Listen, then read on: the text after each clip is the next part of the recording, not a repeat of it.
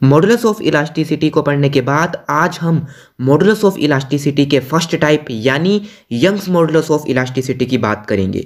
और वैसे भी मॉडुलस ऑफ इलास्टिसिटी क्या होता है उसका लिंक आपको डिस्क्रिप्शन में मिल जाएगा और ऊपर आई बटन में भी दिख जाएगा, उस पर क्लिक कीजिए और पाइए कि मॉडुलस ऑफ इलास्टिसिटी शब्द कहाँ से आया और ये क्या होता है। बात करें अब हम यंग्स मॉडुलस ऑफ इलास्टिसिटी के सिंबल की, तो कभी कभी इसको हम ई से भी डिनोट करते हैं और कभी कभी हम इसको वाई से भी डिनोट करते हैं। ये आप पर डिपेंड करता है कि आप इसको ई लिखोगे कि आप इसको वाई लिखोगे। तो चलिए अब हम यंग्स मॉडुलस ऑफ इलास्टिसिटी को शुरू करते हैं।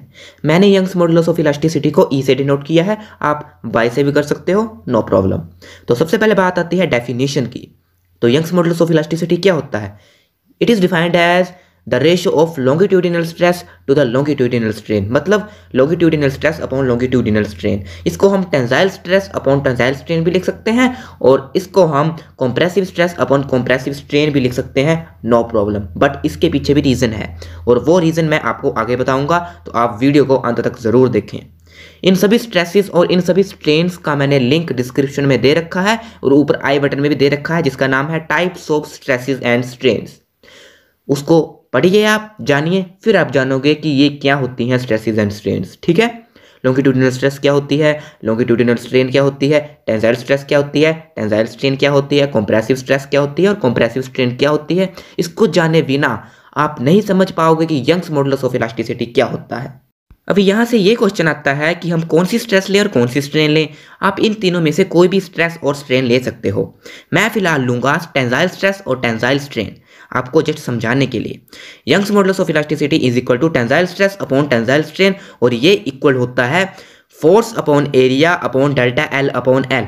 और मैंने आपको पीछे बताया था कि एक रीज़न है जिसकी वजह से हम लॉन्गिट्यूडिनल स्ट्रेस, लॉन्गिट्यूडिनल स्ट्रेन और टेंसाइल स्ट्रेस और टेंसाइल स्ट्रेन और कंप्रेसिव स्ट्रेस, कंप्रेसिव स्ट्रेन लेंगे, इन तीनों में से एक लेंगे। ठीक है, और वो रीज़न है force upon area upon delta L upon L, क्योंकि टेंसाइल स्ट्रेस, कंप्रेसिव स्ट्रेस और लॉन्गिट्यूडिनल स्ट्रेस का सेम फॉर्मूला होता है फोर्स अपॉन एरिया। फोर्स कौन सी? Restoring force. और हाँ, टेंसाइल स्ट्रेन, कंप्रेसिव स्ट्रेन और लॉन्गिट्यूडिनल स्ट्रेन का भी सेम फॉर्मूला होता है डेल्टा एल अपॉन एल, मतलब change in length upon length, original length. जब हम इनको कैलकुलेट करेंगे तो हम पाएंगे कि Young's modulus of elasticity equal to force into length upon area into change in length, मतलब F into L upon A into delta L. ये आप स्क्रीन पे देख सकते हो।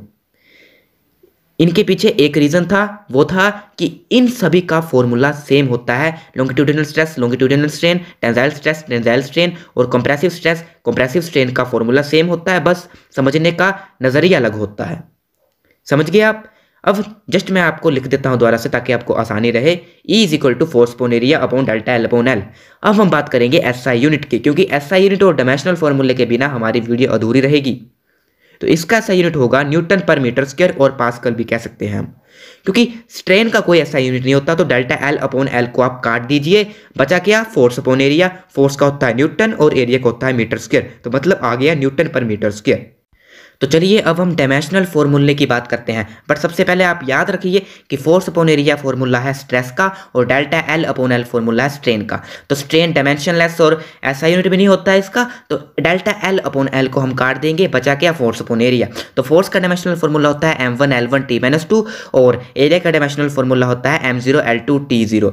तो जब हम इसको कैलकुलेट करेंगे तो हम पाएंगे कि यंग्स मॉडुलस का डायमेंशनल फॉर्मूला है m1L-1T-2, जो कि स्ट्रेस का भी होता है और मॉडुलस ऑफ इलास्टिसिटी का भी होता है। फिलहाल हमने SI यूनिट के केस में और डायमेंशनल फॉर्मूले के केस में डेल्टा एल अपॉन एल को काट दिया था, हमने सिर्फ निकाला था फोर्स अपॉन एरिया के डायमेंशनल फॉर्मूला और SI यूनिट। तो आज के लिए बस इतना ही। यदि आपको मेरी वीडियो पसंद आई हो तो लाइक करें, शेयर करें, कमेंट करें और सब्सक्राइब करना ना भूलें। अपना ध्यान रखें, सुरक्षित रहें। जय हिंद, जय भारत।